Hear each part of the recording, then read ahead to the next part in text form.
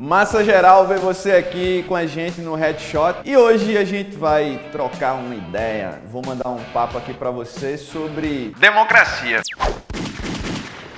É uma parada tensa, mas não deveria ser tão tensa assim. Bem, vamos tentar pensar um pouco como é que começa essa vibe aí democrática. A gente vai ter que se remeter à Grécia, né? Em Atenas especificamente. A Grécia tinha uma formação, uma constituição política bem interessante.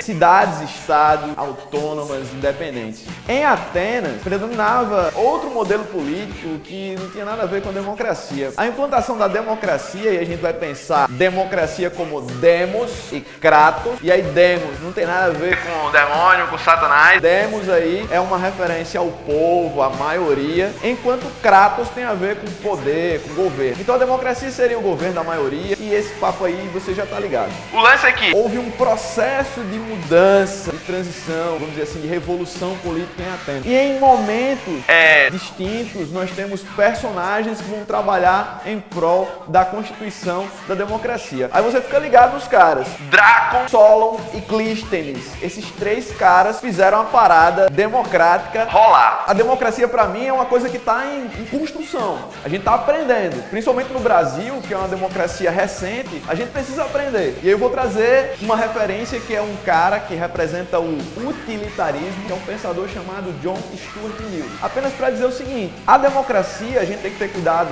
com ela para que ela não se transforme numa ditadura da maioria. Se liga nisso. A democracia, segundo John Stuart Mill, para que ela possa ser equilibrada, ela não pode se configurar como uma ditadura da maioria. O que é que isso significa? Significa que deve rolar um diálogo constante com as minorias. Os grupos minoritários, ou aqueles que são considerados divergentes, eles são importantes para a constituição da sociedade, porque eles vão trazer pensamentos inovadores, vanguardistas, e a sociedade se renova a partir de novos comportamentos, novas visões e novas culturas. Então não devem ser desprezados ou engessados. Outra referência muito significativa é o pensador alemão Jürgen Habermas.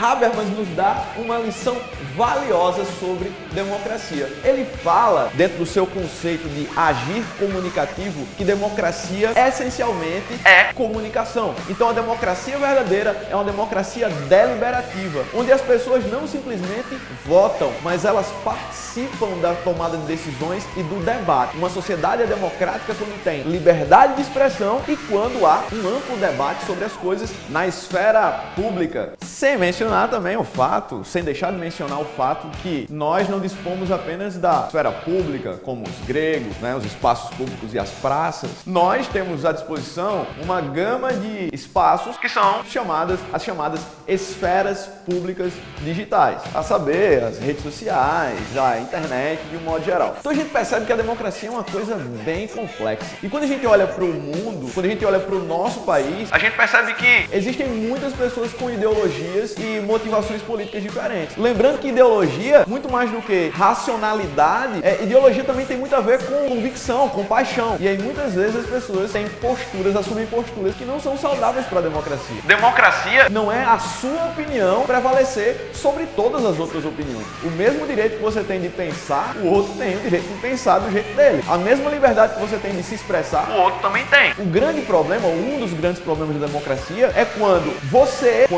quando a gente para pensar de uma forma, a gente prefere o mundo de uma forma e a gente quer impor pro outro as nossas convicções. É muito importante a gente entender que quem pensa diferente da gente não é nosso inimigo. Simplesmente é alguém que está exercendo a sua atividade racional e está tomando a sua posição política. Para que a gente possa ter uma democracia um pouco mais madura, para que a gente possa engrenar de fato, eu creio que muito mais do que falar, e a gente vem aprendendo a falar sobre política, algumas pessoas ainda estão meio que tateando essa coisa, eu acredito que muito mais do que falar, a gente também tem que ter o exercício de ouvir. Tem muita gente que chega numa rede social, por exemplo, coloca um textão. Pô, que legal, o cara teve a capacidade de escrever e publicar algo. Mas muitas vezes essa mesma pessoa não tem a hombridade, não tem a humildade de ler o comentário do outro. Ler para tentar aprender. Eu posso aprender com você, você pode aprender comigo. Ninguém aqui é dono da verdade. A grande questão é a gente se enxergar como semelhante. Quando a gente para analisar e se apegar ao que torna a gente diferente um do outro, a gente não cresce enquanto coletividade. Então vamos começar a tentar enxergar o outro, ouvir o outro, que aí a coisa tende a dar uma engrenada. Democracia, eu acredito que desde o começo foi a tentativa de estabelecer o bem comum. E a gente só consegue chegar a esse bem comum se a gente tiver essa humildade